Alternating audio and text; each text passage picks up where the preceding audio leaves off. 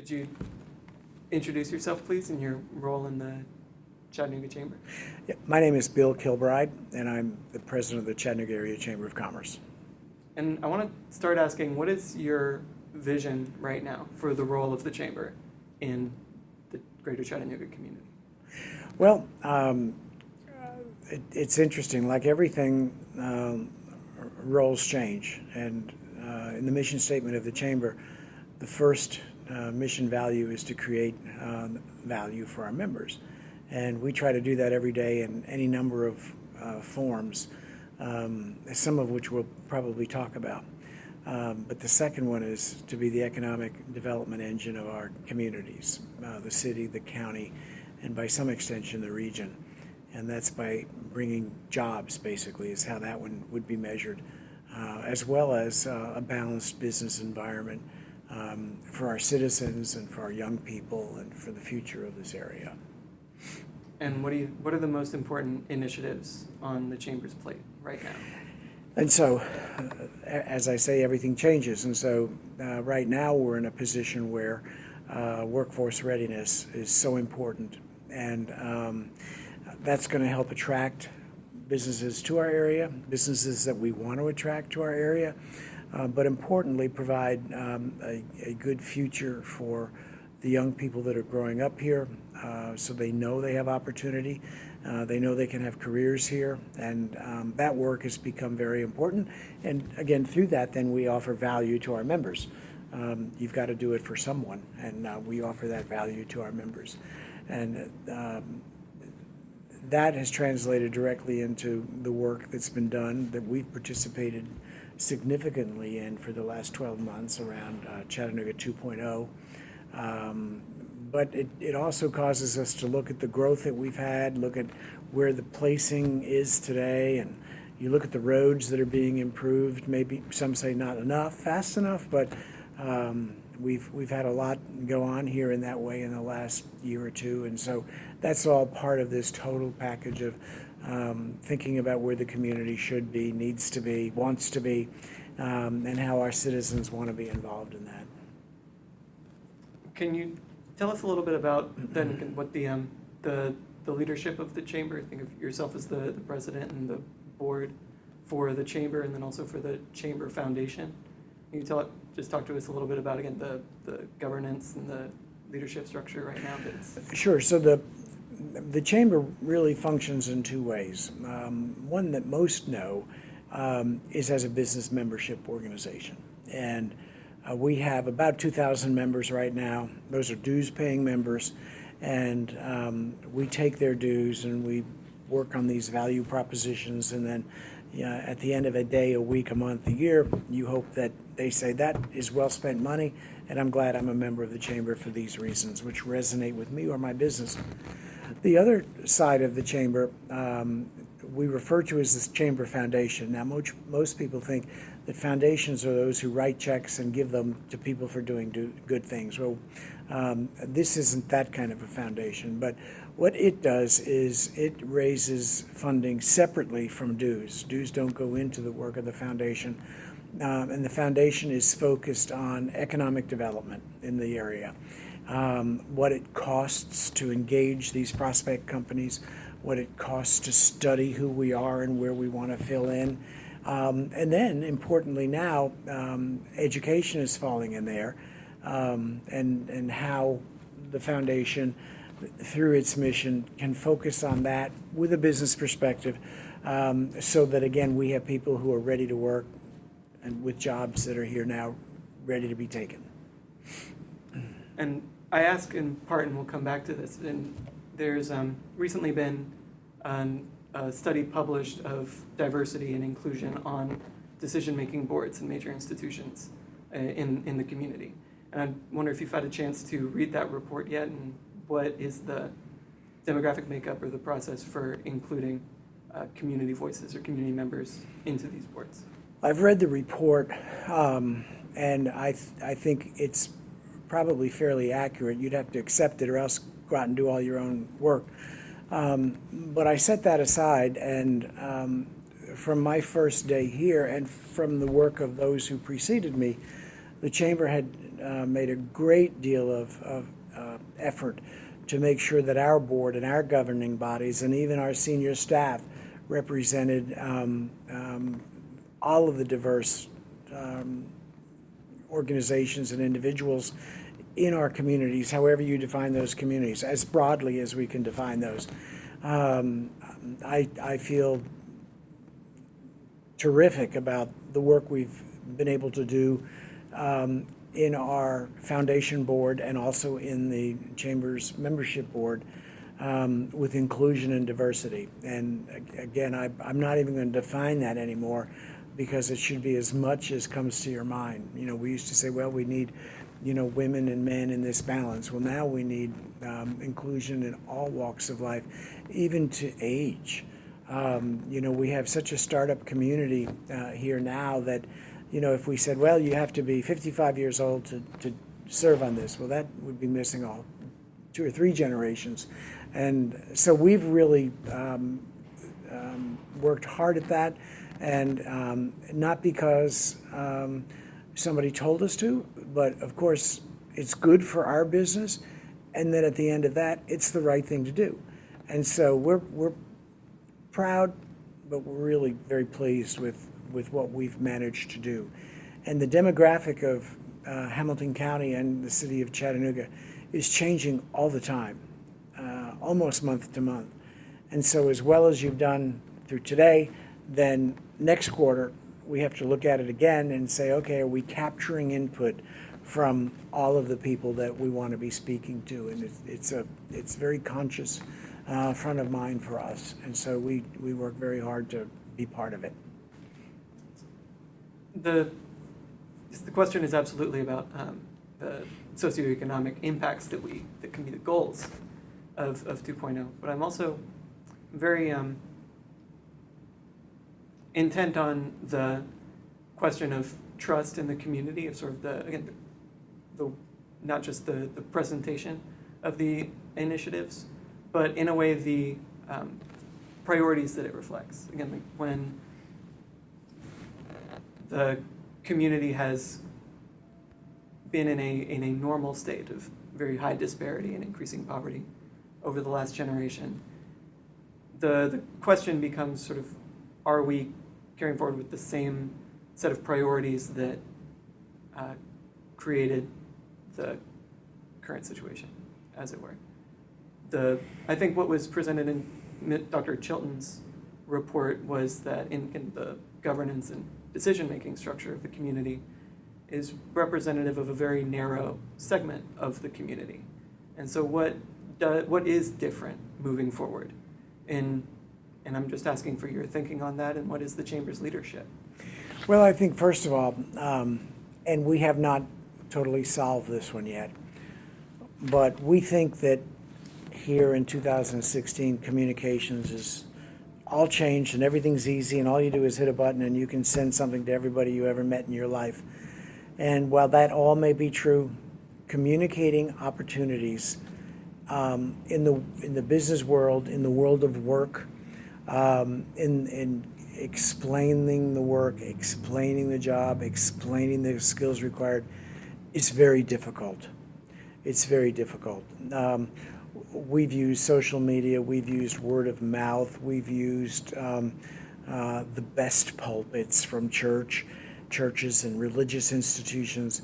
And as I'm talking to groups, when I'm here, there, the next place, I continue to stand in front of people who have no idea that that was where we started, this is where we are, and that this is where we're going. And it's always disappointing for me, but we have to recognize that it's a huge problem. And unless you solve it, and you're communicating then first person to person, then people are going to interpret what they heard, and many gravitate to, well, that's not the whole story, or it's worse than that, or it's not affecting me, or. Let me point out that in the work of 2.0, there were some incredibly stunning moments to all of us as to, we think we know the orbits in which we circle, but then when you intersect with an orbit of others, whether it's an economic spread or whether it's a diverse spread, age spread, that it's not always, in fact, most times won't be the orbit in which you're most comfortable. And to see young people at very early ages of education in much older points in their life, and old, long-held beliefs that are viewed still as the only way it is by people who should know better and people who want to, has been very surprising. And so I continue to be concerned about our ability as a community to communicate so much that's part of a daily life, that people do things because they didn't know.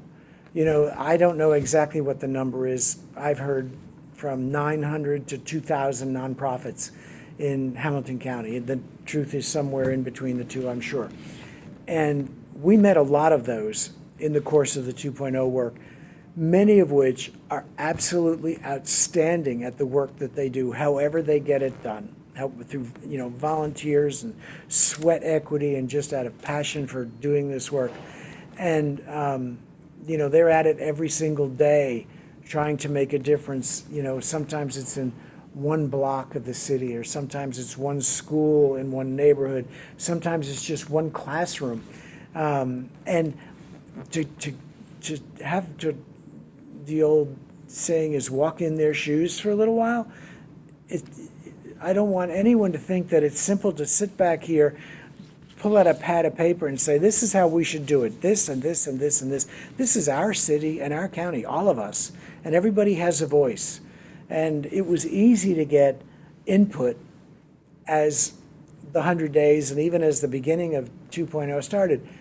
It's much harder to get acknowledgement back that says, I know exactly what it is you're trying to do. I'm so glad that you're doing it. And what? Now, we get a lot of people that say, what can I do? And that's the Chattanooga way. I've read this, I've seen this, I've been with you. Tell me what I can do. Powerful. But you also have others that say, okay, now I've given you my hour. I've told you where I am. You say you understand what my life is like. What are you going to do?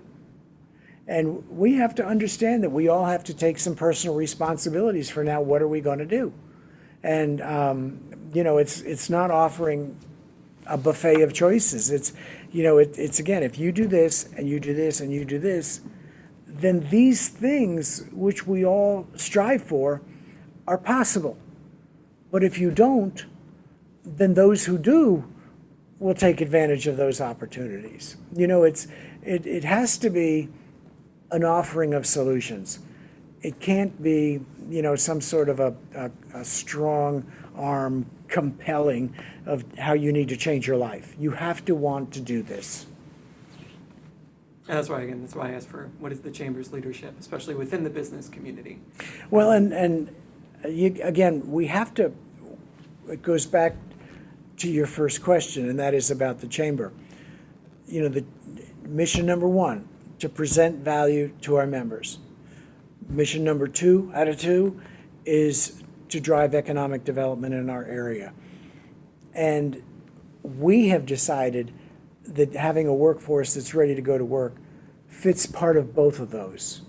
And again, that we have very few educators among our ranks means that we're going to have a business perspective, and that in fact we want to offer what we can as solutions, and that is jobs with upward mobility, ideally, in old businesses and new businesses. We want to include basic skills, but we do include the most advanced technologies, because that is what our community has in front of us right now. And so that part of the Chamber, but you can't talk about workforce development unless you're talking about the education.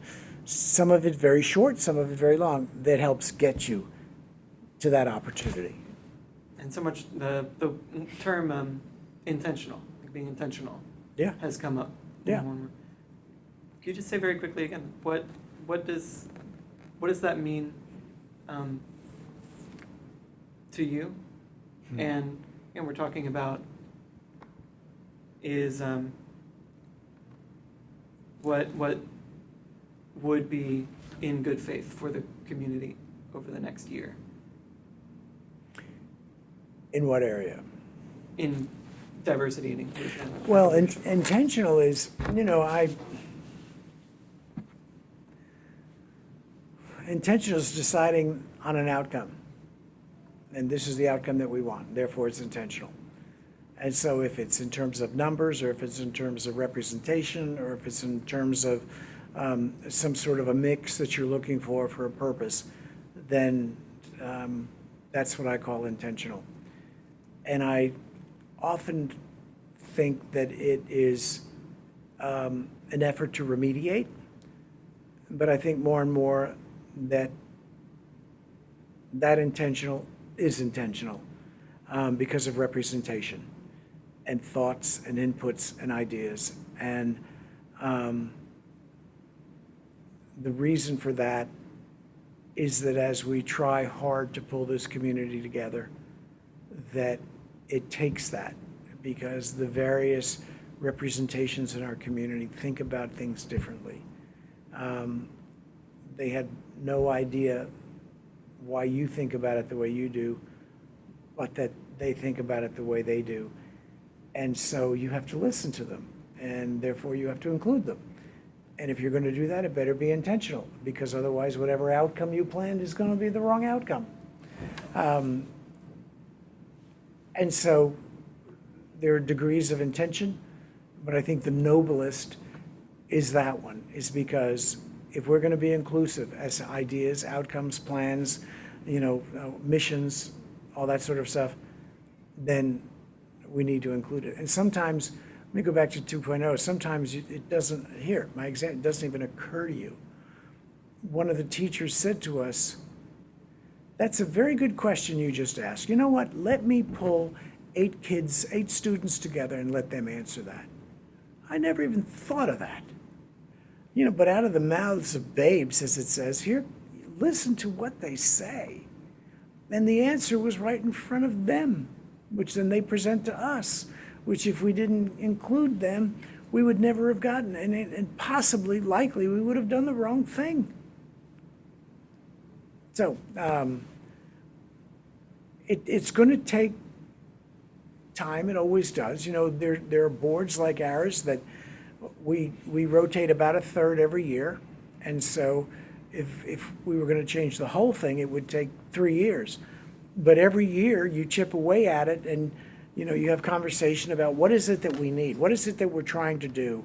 What is the mission going to be? What are you going to hold us all accountable for over the next year or so? And then I'm going to invite people to join our board then for the next 3 years to help me get that done. And geez, we are all looking for all the help we can get. So it's not a hard question for, fortunately, so many of us in this city.